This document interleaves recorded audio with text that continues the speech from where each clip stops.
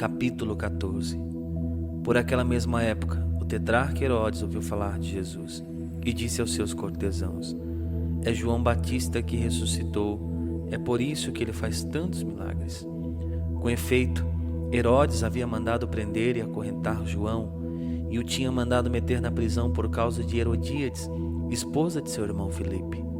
João lhe tinha dito: não te é permitido tomá-la por mulher. De boa mente o mandaria matar. Temia, porém, o povo que considerava João um profeta. Mas na festa de aniversário de nascimento de Herodes, a filha de Herodíades dançou no meio dos convidados e agradou a Herodes. Por isso ele prometeu com juramento dar-lhe tudo o que lhe pedisse. Por instigação de sua mãe, ela respondeu: dai-me aqui neste prato a cabeça de João Batista. O rei entristeceu-se, mas como havia jurado diante dos convidados, ordenou que lhe a dessem. E mandou decapitar João na sua prisão. A cabeça foi trazida num prato e dada à moça, que entregou a sua mãe. Vieram então os discípulos de João transladar seu corpo e o enterraram. Depois foram dar a notícia a Jesus. A essa notícia, Jesus partiu dali numa barca para se retirar a um lugar deserto. Mas o povo soube e a multidão das cidades o seguiu a pé. Quando desembarcou, vendo Jesus essa numerosa multidão, moveu-se de compaixão para ela e curou seus doentes. Caía a tarde. Agrupados em volta dele, os discípulos disseram-lhe: este lugar é deserto e a hora é avançada. Despede essa gente para que vá comprar víveres na aldeia.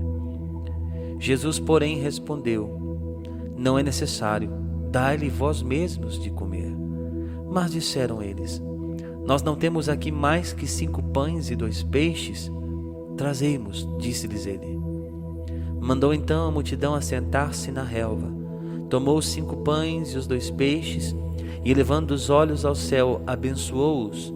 Partindo em seguida os pães, deu-os aos seus discípulos, que os distribuíram ao povo. Todos comeram e ficaram fartos, e dos pedaços que sobraram, recolheram 12 cestos cheios. Ora, os convivas foram aproximadamente 5.000 homens, sem contar as mulheres e crianças. Logo depois, Jesus obrigou os seus discípulos a entrar na barca e a passar antes dele para a outra margem, enquanto ele despedia a multidão. Feito isso, subiu a montanha para orar na solidão. E chegando a noite, estava lá sozinho. Entretanto, já a boa distância da margem, a barca era agitada pelas ondas, pois o vento era contrário. Pela 4ª vigília da noite, Jesus veio a eles caminhando sobre o mar. Quando os discípulos o perceberam caminhando sobre as águas, ficaram com medo.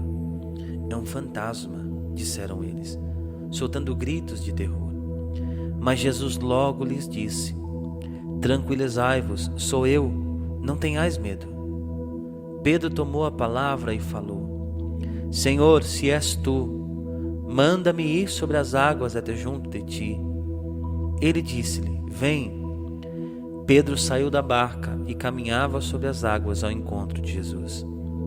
Mas, redobrando a violência do vento, teve medo e, começando a afundar, gritou: Senhor, salva-me!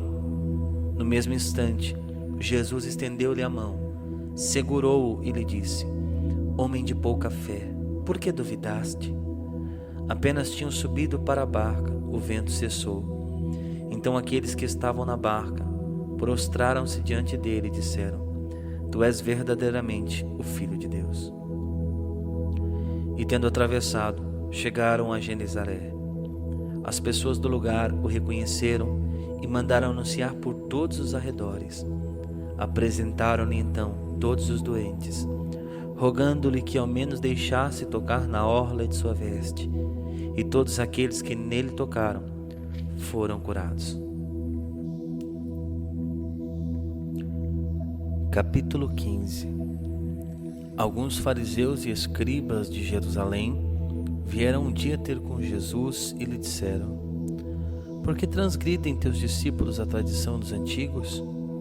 Nem mesmo lavam as mãos antes de comer? Jesus respondeu-lhes: e vós, porque violais os preceitos de Deus por causa de vossa tradição? Deus disse: honra teu pai e tua mãe. Aquele que amaldiçoar seu pai ou sua mãe será castigado de morte. Mas vós dizeis: aquele que disser ao seu pai ou à sua mãe, aquilo com que eu vos poderia assistir, já ofereci a Deus. Esse já não é obrigado a socorrer de outro modo a seus pais. Assim, por causa de vossa tradição, anulais a palavra de Deus. Hipócritas, é bem de vós que fala o profeta Isaías: este povo somente me honra com os lábios, seu coração, porém, está longe de mim. Vão é o culto que me prestam, porque ensinam preceitos que só vêm dos homens. Depois reuniu os assistentes e disse-lhes: ouvi e compreendei.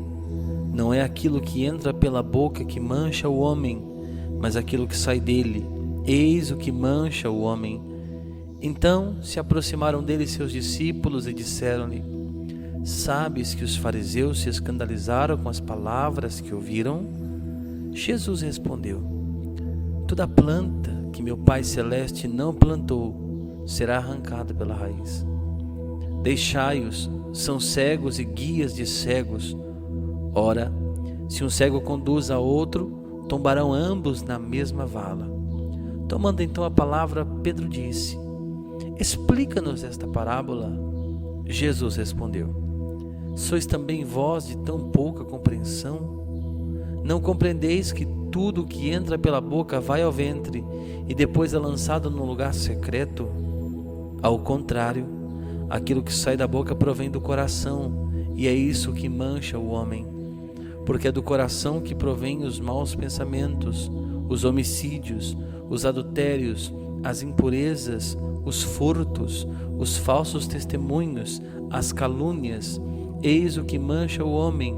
Comer, porém, sem ter lavado as mãos, isso não mancha o homem.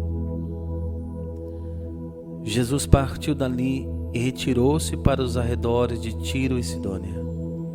E eis que uma cananeia, originária daquela terra, gritava: Senhor, filho de Davi, tem piedade de mim.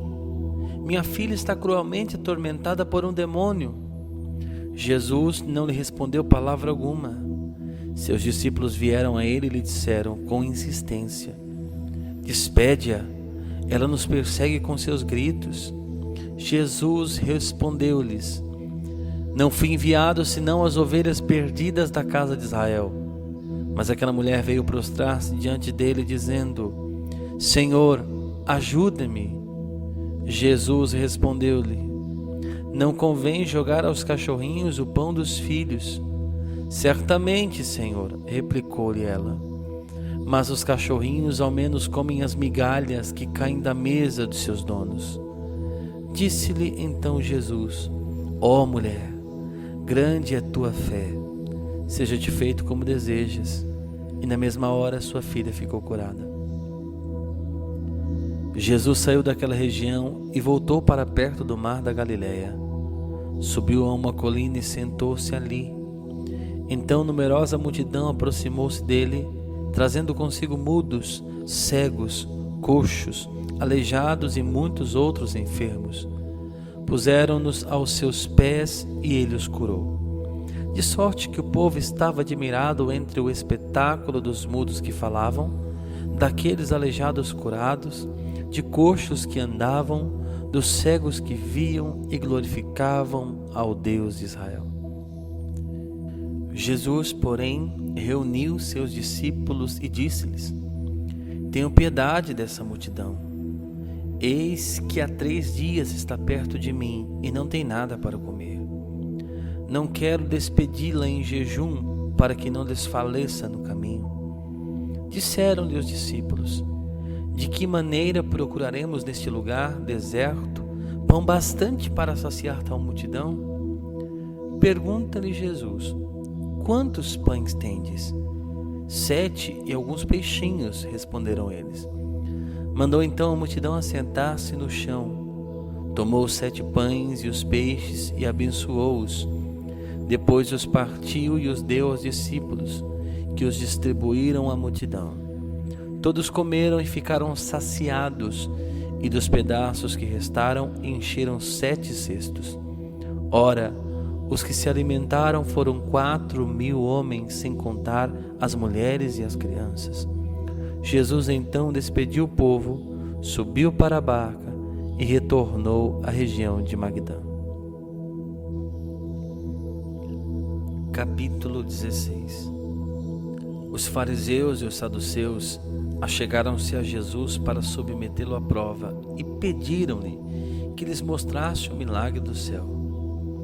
Ele lhes respondeu: Quando vem a tarde, dizeis: haverá bom tempo, porque o céu está avermelhado, e de manhã: hoje haverá tormenta, porque o céu está de um vermelho sombrio. Hipócritas! Sabeis distinguir o aspecto do céu e não podeis discernir os sinais dos tempos? Essa raça perversa e adúltera pede um milagre, mas não lhe será dado outro sinal senão o de Jonas. Depois, deixando-os, partiu. Ora, passando para outra margem do lago, os discípulos haviam esquecido de levar pão. Jesus disse-lhes: Guardai-vos com cuidado do fermento dos fariseus e dos saduceus. Eles pensavam: é que não trouxemos pão. Jesus, penetrando nos seus pensamentos, disse-lhes: Homens de pouca fé, por que julgais que vos falei por não terdes pão? Ainda não compreendeis? Nem vos lembrais dos 5 pães e dos 5.000 homens, e de quantos cestos recolhestes? Nem dos 7 pães para os 4.000 homens, e de quantos cestos enchestes? Por que não compreendeis que não é do pão que eu vos falava, quando vos disse: Guardai-vos do fermento dos fariseus e dos saduceus? Então entenderam que não dissera que se guardassem do fermento do pão, mas da doutrina dos fariseus e dos saduceus. Chegando ao território de Cesareia de Filipe, Jesus perguntou a seus discípulos: No dizer do povo, quem é o Filho do Homem? Responderam: uns dizem que é João Batista, outros Elias, outros Jeremias ou um dos profetas. Disse-lhe Jesus: E vós, quem dizeis que eu sou? Simão Pedro respondeu: Tu és o Cristo, o Filho de Deus vivo. Jesus então lhe disse: Feliz és, Simão, filho de Jonas, porque não foi a carne nem o sangue que te revelou isto, mas meu Pai que está nos céus. E eu te declaro: tu és Pedro, e sobre esta pedra edificarei a minha igreja. As portas do inferno não prevalecerão contra ela. Eu te darei as chaves do reino dos céus. Tudo o que ligares na terra será ligado nos céus, e tudo o que desligares na terra será desligado nos céus. Depois ordenou a seus discípulos que não dissessem a ninguém que ele era o Cristo. Desde então, Jesus começou a manifestar a seus discípulos que precisava ir a Jerusalém e sofrer muito da parte dos anciãos, dos príncipes, dos sacerdotes e dos escribas. Seria morto e ressuscitaria ao terceiro dia. Pedro então começou a interpelá-lo e protestar nestes termos: que Deus não permita isso, Senhor. Isso não te acontecerá.